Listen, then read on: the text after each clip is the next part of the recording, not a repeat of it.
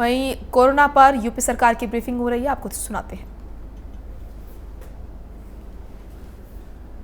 में हैं और घर पर रहकर ही स्वास्थ्य लाभ कर रहे हैं। ऐसे लोग जिनमें बहुत ही धीमे लक्षण आते हैं और या लक्षण विहीन होते हैं किंतु टेस्ट में संक्रमित पाए जाते हैं और उनके घर में उनके रहने के लिए अलग कक्ष हो और अलग शौचालय की व्यवस्था हो, तो वो लोग अपने घर पर रहकर ही स्वास्थ्य लाभ कर सकते हैं, होम आइसोलेट हो सकते हैं।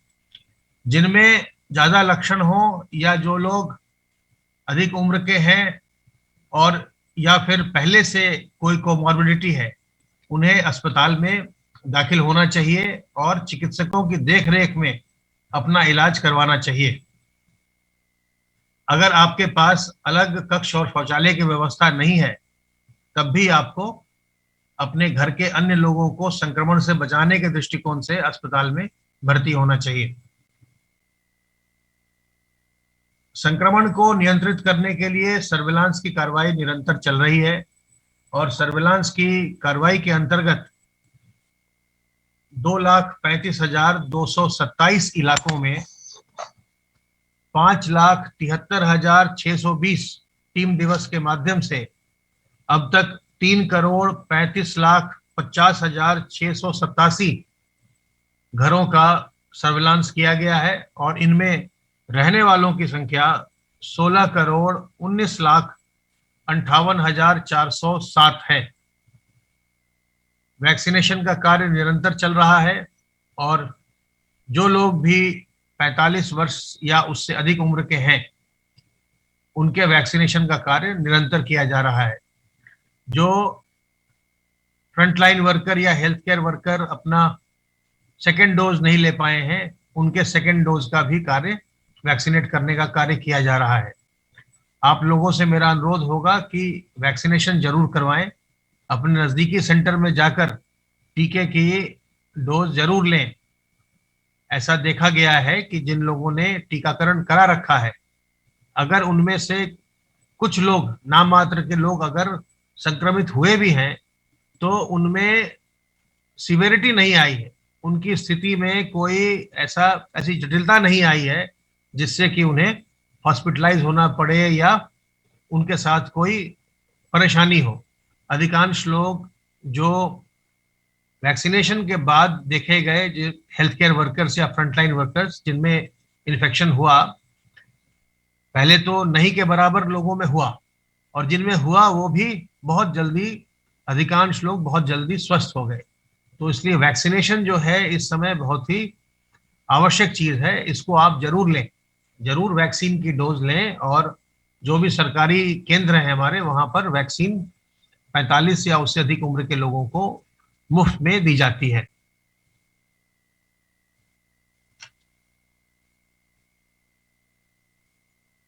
सर्वेलेंस, टेस्टिंग, ट्रैकिंग, अस्पताल में उपचार, ये सारे कार्य हो रहे हैं, वैक्सीनेशन का कार्य हो रहा है। लेकिन चूंकि संक्रमण तेज है, इसलिए इसमें सावधानी सबसे ज्यादा जरूरी है।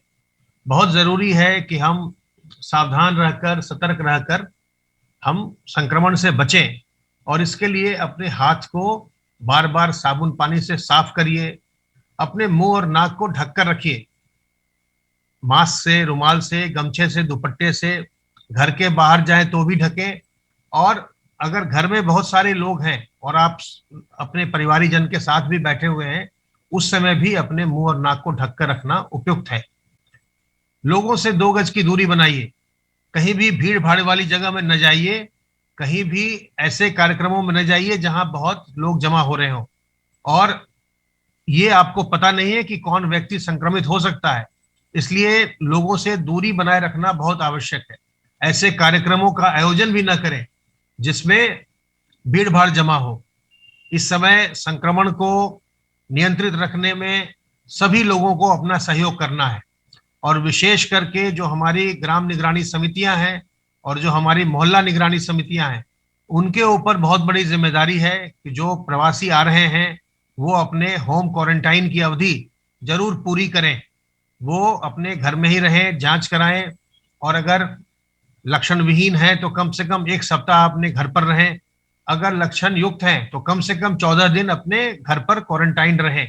और अगर उनमें जांच के बाद संक्रमण पाया जाता है तो जैसी स्थिति हो, होम आइसोलेशन में या अस्पताल में भर्ती होकर अपना इलाज कराएं।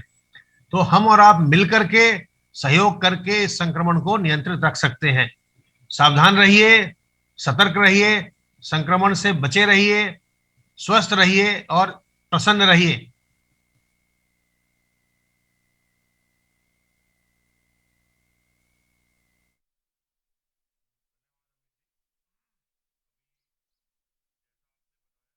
में संक्रमण से उभरने वालों की संख्या बढ़ती जा रही है और आज लगभग 30,398 लोग संक्रमण से मुक्त होकर घर वापस गए हैं, या वो जो घर ही पे थे लेकिन उनका संक्रमण समाप्त हुआ है, उनकी रिपोर्ट्स नेगेटिव आई है। तो इससे आंकड़ों को अगर हम देखें तो 32,993 नए मामले आए और 30,398 संक्रमण के मामलों में लोगों को संक्रमण से मुक्ति मिली। तो ये एक अच्छा एक प्रोसेस है जिसमें कि ऐसा प्रतीत हो रहा है कि संक्रमण से मुक्ति पाने वालों की, संक्रमण से बाहर आने वालों की, डिस्चार्ज करने वालों की संख्या बढ़ रही है। प्रदेश में टेस्ट की संख्या भी निरंतर बढ़ाई जा रही है। आज माननीय मुख्यमंत्री जी ने अपनी समीक्षा में भी ये बताया और निर्देशित किया कि टेस्ट की संख्या जो कि कल 1,84,000 थी, उसको बढ़ाकर कम से कम 2.25 लाख किया जाए। ये उत्तर प्रदेश की रणनीति है जिसमें कि एग्रेसिव टेस्टिंग, ये बताना आपको चाहते हैं कि उत्तर प्रदेश ने अब 4 करोड़ टेस्ट जो है उसकी संख्या पार कर ली है। अग्रेसिव टेस्टिंग को बढ़ाने के लिए लगभग 40 नई आरटीपीसीआर का टेस्ट करने की मशीनों का भी ऑर्डर दिया गया है, ताकि जो टेस्टिंग कैपेसिटी है जो वर्तमान में लगभग 2 लाख के आसपास है, उसको 2.5 लाख से ऊपर किया जाए। और मुख्यमंत्री जी का ये निर्देश है कि आरटीपीसीआर का टेस्ट अधिक होना चाहिए, जो वर्तमान में जैसे लगभग 1 लाख के आसपास है। कल भी 94,000 से अधिक आरटीपीसीआर टेस्ट हुए हैं और उनमें से लगभग 19,000 आरटीपीसीआर के टेस्ट निजी लैब द्वारा किए गए हैं। तो ये भी एक तरह का भ्रम अगर कोई लोग फैला रहे थे कि निजी लैब द्वारा टेस्ट नहीं किया जा रहा है, उसमें भी कोई तथ्य नहीं है। प्रदेश में अधिक टेस्टिंग हो। इसके साथ साथ जो एक विशेष अभियान प्रदेश सरकार द्वारा चलाया जा रहा है, घर घर सर्वेक्षण का, घर घर सर्वेक्षण करके लक्षणों वाले व्यक्तियों की जो तलाश हो रही है, उसमें कल तक 16 करोड़ 19 लाख परिवारों तक स्वास्थ्य विभाग उत्तर प्रदेश का पहुंचा है और संक्रमण के बारे में जानकारी ली है। और उनमें जो भी कहीं लक्षण युक्त व्यक्ति पाए गए हैं, उनका टेस्ट कराया गया है। टेस्ट कराकर उनका यदि वो पॉजिटिव पाए गए हैं, उनमें संक्रमण पाया गया, तो उनका इलाज प्रारंभ किया गया है। इसको अगर ये जोड़ दिया जाए तो लगभग 4 करोड़ से अधिक जो टेस्ट हुए हैं और 98,83,हजार से अधिक लोगों को वैक्सीन की पहली डोज दी गई है। उनमें से 20 लाख से अधिक लोगों को वैक्सीन की दूसरी डोज दी गई है। यदि हम ये सारे आंकड़े जोड़ लें तो कुल आबादी उत्तर प्रदेश की 24 करोड़ है। 24 करोड़ में से 20 करोड़ से अधिक लोगों तक उत्तर प्रदेश की सरकार के स्वास्थ्य विभाग, नगर विकास विभाग, ये सब पहुंचे हैं। पहुंच के उनने जो उनके लक्षण है उनका उनसे जानकारी ली है अथवा उनका टेस्ट हुआ है। तो ये एक बड़ा अभियान उत्तर प्रदेश सरकार चला रही है, जो कि देश में और दुनिया में एक अनूठा अभियान है, जिसकी वजह से प्रदेश में यदि जनसंख्या के अनुपात में देखा जाए तो जनसंख्या के अनुपात में और देश में भी कई प्रदेशों से उत्तर प्रदेश में जो संक्रमण के मामले कम आए। ये एक अभियान जो है ये निरंतर जारी है और इसमें 1 मई से वैक्सीनेशन का जो टीकाकरण का अभियान है उसको पूरे जोर शोर से चलाया जाएगा और उसके लिए 1 करोड़ से अधिक जो डोजेज हैं वैक्सीन की उसका आदेश भी निर्गत कर दिए गए हैं। और ये प्रयास किया जा रहा है कि समय पर टीकाकरण की जो डोज है, टीकाकरण का जो डोज वो उपलब्ध कराया जाए। इसके साथ साथ आज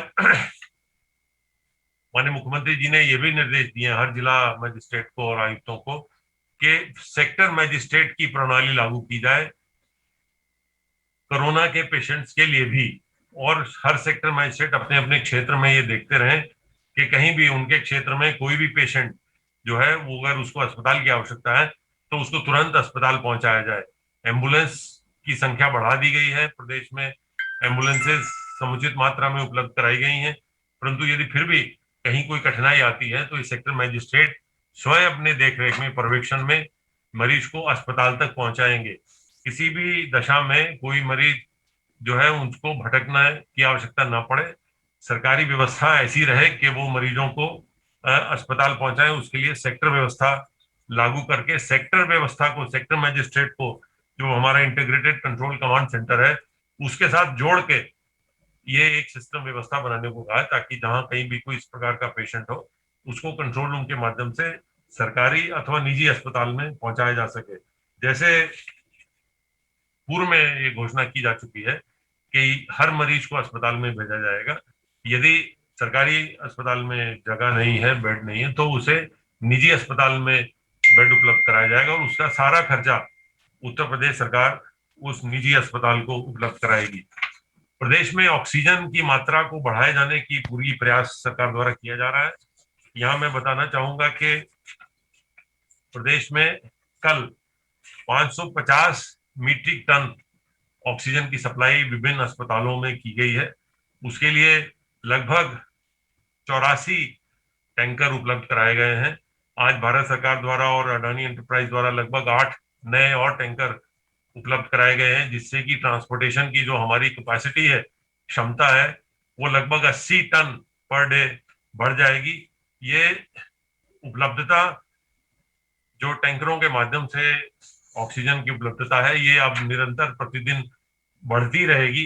मांग के बढ़ने से ये जो हमारी